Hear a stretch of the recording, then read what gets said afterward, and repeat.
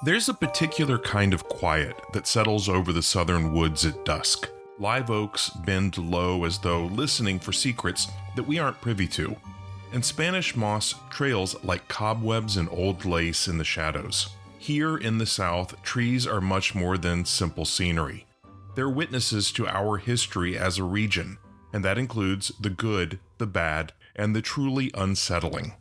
In our folklore, there are tales of trees that house the souls of the dead, and blue bottle trees from the Gullah Geechee tradition that Appalachians still use to trap malicious spirits. A willow tree on a gravestone was once thought to represent immortality and the promise of life everlasting. And in one of the darkest periods of American history, some trees even bore what Billie Holiday sang of as strange fruit, the bodies of Black Americans lynching victims from across the South. Welcome to Haunts and Hollows, True Tales of the Gothic South. I'm your host, mystery author Liam Ash. In this episode, we'll explore 3 specific southern trees at the very root of our folklore and urban legends. One foretold death, one played a part in Savannah history, and one was the site of a serial killer's most heinous crimes. We'll dig deep for some of those secrets that they have listened for, and maybe this time we're going to listen back. This episode of Haunts and Hollows is sponsored by my good friends at Arca Noctis. They invite you to unlock your curiosity with their collection of the odd, the unusual, and the obscure. The first of these magnificent witnesses, now known as the Fairchild Oak, was once a centerpiece of a grand plantation from early in the history of Florida's European settlers. It has also gained a reputation for unexplained deaths that happened beneath its branches.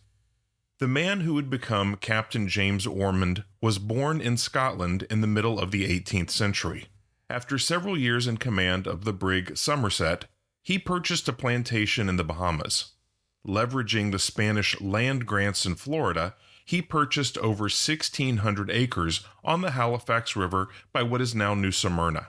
One of the prime features of what Ormond would call Damietta mosquito, or simply Damietta, was a then 200-year-old oak that would be known as the Ormond Oak, and later the Fairchild Oak after Dr. David Fairchild, who was a 20th century botanist and tree enthusiast.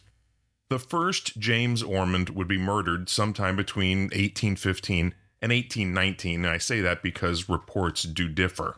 His widow opted to return to Scotland to stay with her son, James II. It turns out that the younger James was deeply in debt at that time following a failed business venture. So soon after his mother returned home, he turned around and left his mother, wife, and 4 children to flee to Florida and escape the fallout, and that included a possible prison sentence. His first few years at his father's old plantation were more successful than his efforts back at home, so he sent for the rest of the Ormonds to join him. Shortly after their arrival, his wife Isabella contracted a brain fever and was left at what was called at that time demented. James Jr.'s luck continued to decline until September 30th, 1829, when he was found dead beneath the Fairchild Oak's branches. Officially, no cause of death was ever established, but that didn't stop the rumor mill from turning. Some of the more popular guesses included death from fever, death from too much drink, a rogue Indian attack, or simply fate catching up with him after so many years on the run from his past. After his death, the remaining family, and that included son James III, abandoned the plantation and fled to Charleston. Today you can actually still visit the tomb of James Jr. He lays buried in a solitary grave just across the old Dixie Highway from the great tree in James Ormond Park. Some 50 years later, the Fairchild Oak would witness another unexplained death. After the land passed to a man named Samuel H. Williams, he redeveloped it as an orange grove plantation. A few years later, the Second Seminole War saw the great house and other buildings burned to the ground. Most local settler families and slaves were killed in these attacks. In 1880, a Minnesota businessman named Norman Harwood arrived in Florida. Born to a wealthy Minneapolis family, and this should sound familiar, He fled his hometown after an economic crash left him reportedly with more than $1.5 million in debts. Stealing away to the wilds of Florida, he used a secret stash of hidden funds to purchase more than 4,000 acres, and that included the original Ormond family plantation. For a while, he actually did pretty well for himself, but it turns out old habits are hard to break, and even with his new ventures, he was often accused of grift or theft or other dirty dealings. In one often retold event, he was left stranded and helpless in a large cistern not far from the Fairchild Oak. He was only fished out when he agreed to make good on a fraudulent cattle deal. It all came crumbling down in May of 1885 when Norman's creditors finally tracked him to Florida. A week later, on May 15th, he was found dead beneath the shade of the Fairchild Oak. While some officials suggest that he had fallen from his horse, and other household servants swear that he actually died in his bed, neighbors and witnesses claim it was neither. They all report that he was laid out dead in the great tree's shade, and there was no obvious cause of death. An official cause was never determined. Whatever the facts surrounding his shady demise, Norman's wife, Susan Drury Deanne Harwood, wasted absolutely no time. She quickly packed up the couple's 6 children and hightailed it to Atlanta, along with her late husband's $200,000 life insurance payout. And there she remained a fixture in Georgia's high society until her own death in 1918. If you head up along the coast a few hours, you'll soon find yourself among the tree-lined boulevards of Old Savannah.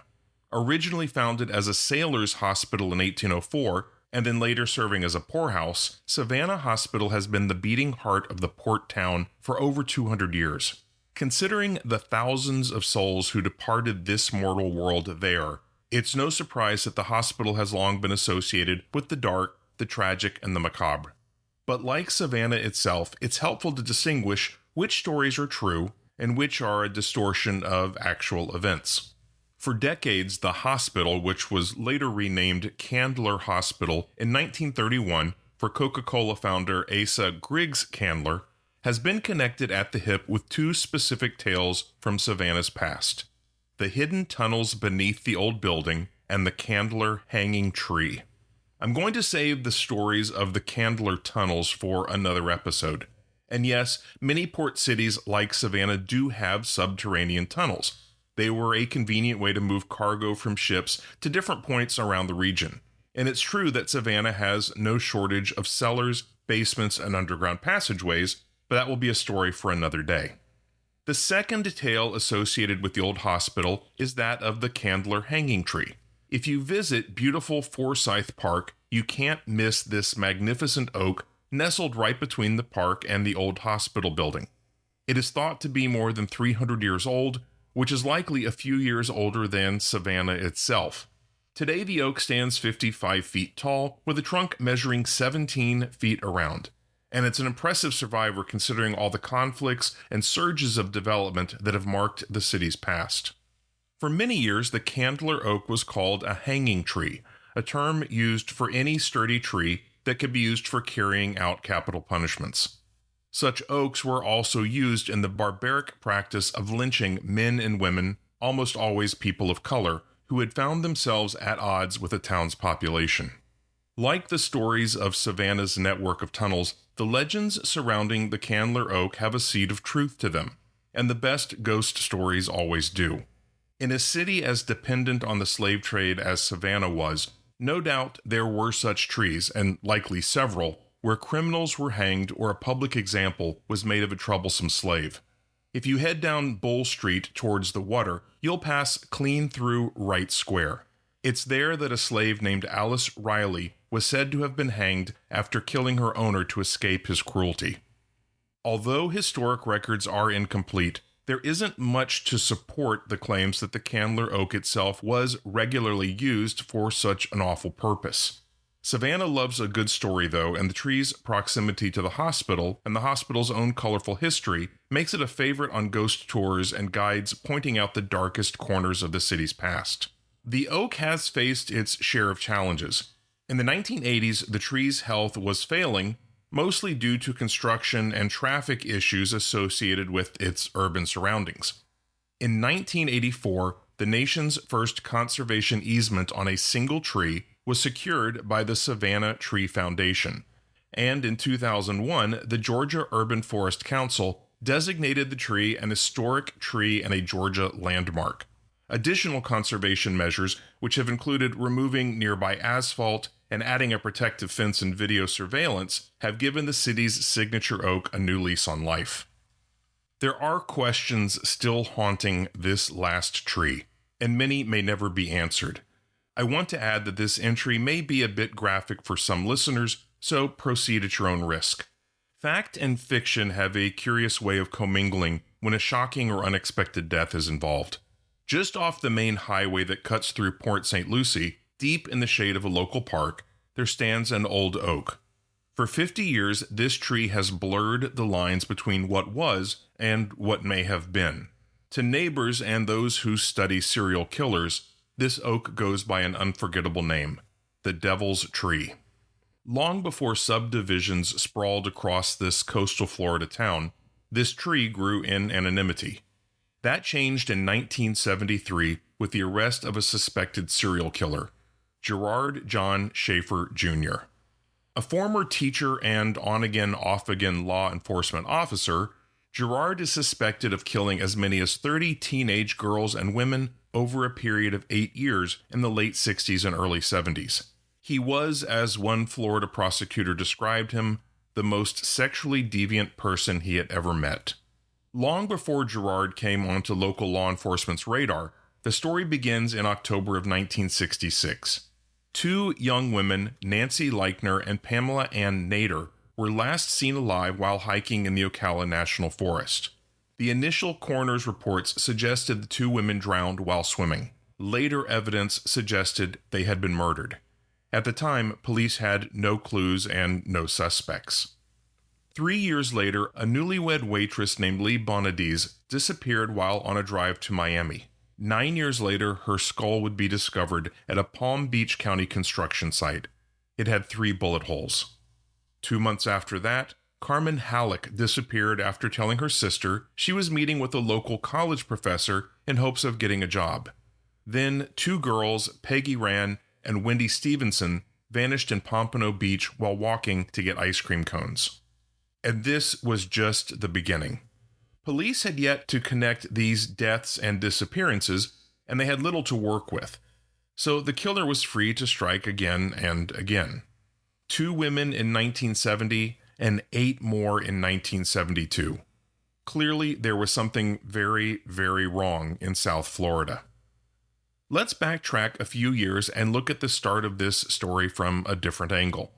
In 1969, the same year that Lee and Carmen disappeared, Gerard John Schaefer Jr. was getting his start with a teaching internship at Plantation High School.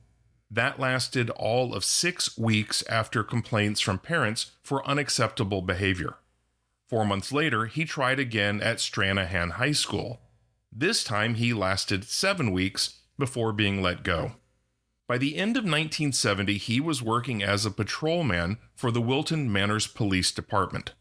They never bothered to do a background check before bringing him on board. This one lasted 6 months before he was fired for stopping female motorists and using their information to later ask them for dates. 3 months and 1 forged recommendation letter later, he was a deputy with the Martin County Sheriff's Department. After less than a month, Gerard was arrested for the first time. After offering 2 hitchhikers a ride to Jensen Beach, he instead abducted the girls at gunpoint and drove them to a remote wooded area.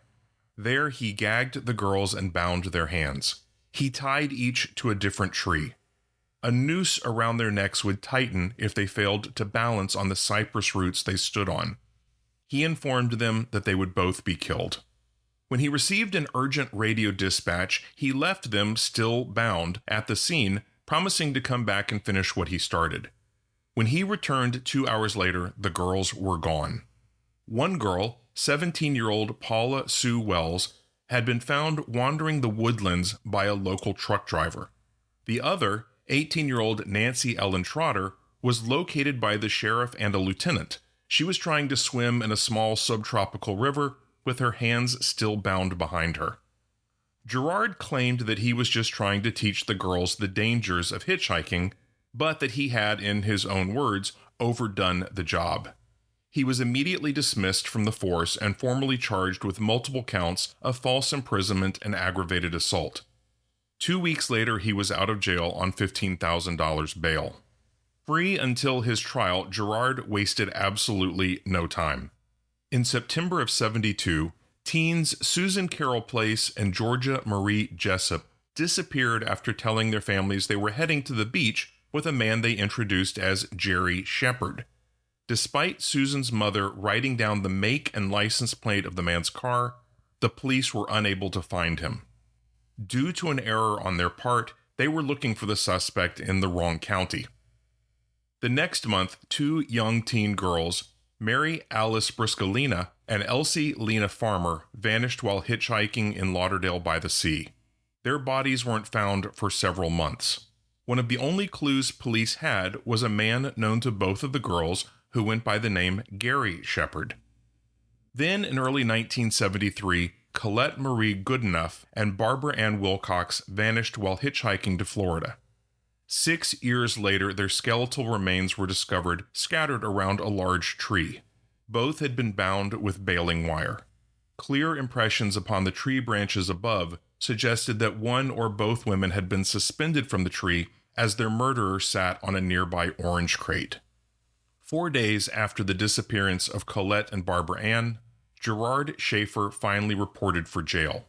For the abductions of Paula Sue Wells and Nancy Ellen Trotter, he had received only 1 year in jail with the possibility of parole after 6 months after pleading guilty to a single charge of aggravated assault. While Gerard was only behind bars for what was supposed to be 6 months, one victim's family wasn't resting. In March, Lucille Place, mother of missing teen Susan Carroll Place, came across a letter in her daughter's bedroom. It was from the man named Jerry Shepard she had been introduced to. She investigated on her own. The address was registered under the owner's real name, Gerard Schaefer. Lucille then realized that police had likely been looking in the wrong place for the suspect.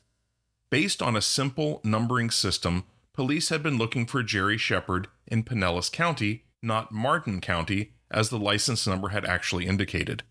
She pointed out their error, and they quickly located the car in question, which was registered to one Gerard Schaefer.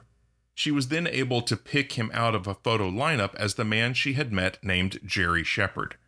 For his part, Gerard denied any knowledge of the 2 missing girls. That lie lasted less than 2 weeks, as on April 1st, a father and a son collecting aluminum cans made a horrific discovery. They uncovered the decomposed remains of 2 individuals scattered around a hole dug among the oak trees in Oak Hammock Park near the town of Port St. Lucie. Both bodies had been bound before death. Both had been beaten about the heads before being decapitated. Both had their spines severed by a sharp object. One of the skulls had a hole from a .22 caliber round. Right next to the makeshift grave stood an old live oak. Indentations around the base showed that one or both had been bound to the tree. Branches on a nearby banyan tree suggested something of great weight had been suspended from its branches by metal wire.